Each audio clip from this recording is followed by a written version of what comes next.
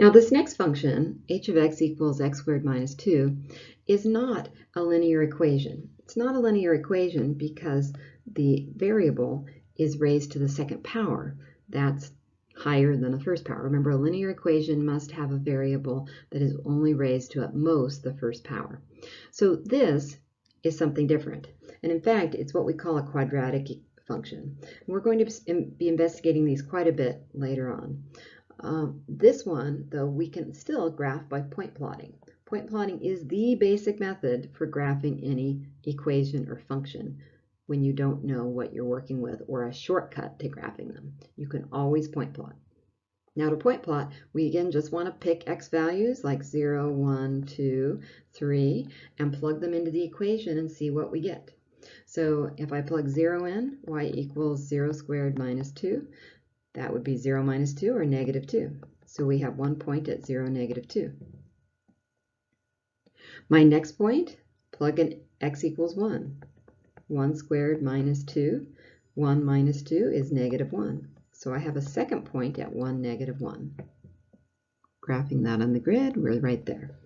When I plug a 2 in, y equals 2 squared minus 2. That would be 4 minus 2, or 2. So we have the point at 2, 2. And we plug 3 in, y equals 3 squared minus 2. We get 9 minus 2, or 7. 3, 7 as the point. 3, 7. Now that's as much room as I gave myself in the table, but take a look. This is definitely not a line. If I connected just 2 of those points, like the first 2, that would not match what I see happening with the other points.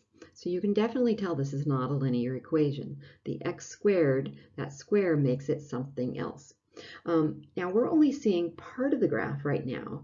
You should always, when you're not exactly sure what it's going to look like, plot further. So I've only plotted positive values. Let's go for some negatives. If I put a negative 1 in for x, a negative 2 and a negative 3 in for x, remember when you put a negative in, a negative 1 into an x squared would be negative 1 quantity squared. So that's going to be a positive 1 minus 2, which is negative 1. So I get a point at negative 1, negative 1. If I plug a negative 2 in, I get negative 2 squared, all of that squared, which is 4, minus 2 is 2. So I have a point at negative 2, 2. And if I put a negative 3 in, I get negative 3 squared minus 2, or 9 minus 2, which is 7. Hopefully you're seeing a pattern at this point in that this graph seems to have symmetry across that y-axis. And in fact, this graph, being a quadratic equation because of the x squared, will always graph to this bowl-shaped curve that we call a parabola. And what we need to see is the bowl appearing to know we've got the full graph. So that's why we needed to graph on the other side, on the negative side.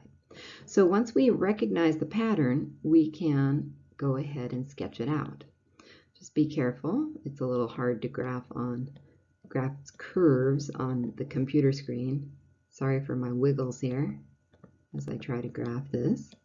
So what we have here is a parabola graph. And one thing about the parabola is that as you go out to the left or right, the graph is going to get steeper and go further higher up. So we just created that parabola by purely point plotting. When you don't know what a graph looks like, the thing you can do to get something going is to just create a table of points and point plot those. Here's another function, k of x equals the square root of x. Once again, this is not x raised to the first power. It's underneath the square root. So there's something else going on here. So when you're not sure, point plotting, when you don't know the shortcut rule, is the way to go. So once again, starting at 0, y equals the square root of 0. Square root of 0 is 0. So I actually have a point at the origin. My next point, if I wanted to put in a 1, y equals the square root of 1. Square root of 1 is 1. So I get the point 1, 1. Now, if I wanted to, I could go to 2, but look at what's going to happen if I do use 2. I'm going to get the square root of 2, which doesn't come out to a nice number.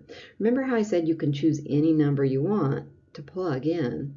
So instead of plugging in the 2, let's plug in something we know we can square root. Well, we were able to square root 0 and 1. The next number up that we could square root nicely would be 4. So let's plug in a 4 for x. So choose x values that are going to make it easy for you to graph with. So the square root of 4 is 2, so I have a point at 4, 2. The next nice number for square rooting would be 9. Y equals the square root of 9, so that's 3. So let's graph those points. 1, 1 is already graphed. 4, 2 would be right here. 9, 3 would be right here. And notice that's not a straight line.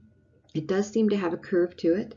If we tried to plug in a negative, though, there would be a problem. Like negative 1. Y equals the square root of negative 1. A little reminder here. When you square root a negative number, you end up looking at an imaginary number.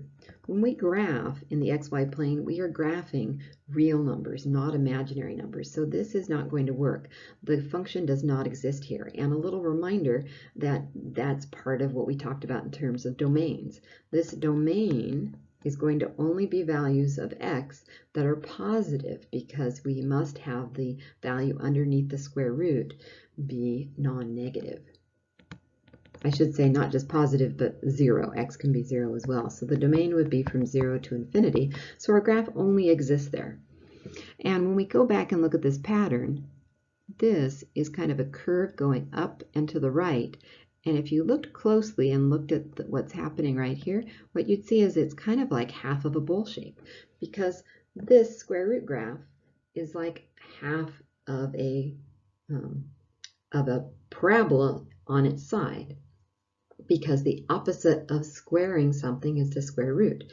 So when we look at the square root graph, it's like having half of a parabola but sideways. So point plotting is your friend. It's always a fallback when you're not sure how to graph something. I highly recommend it.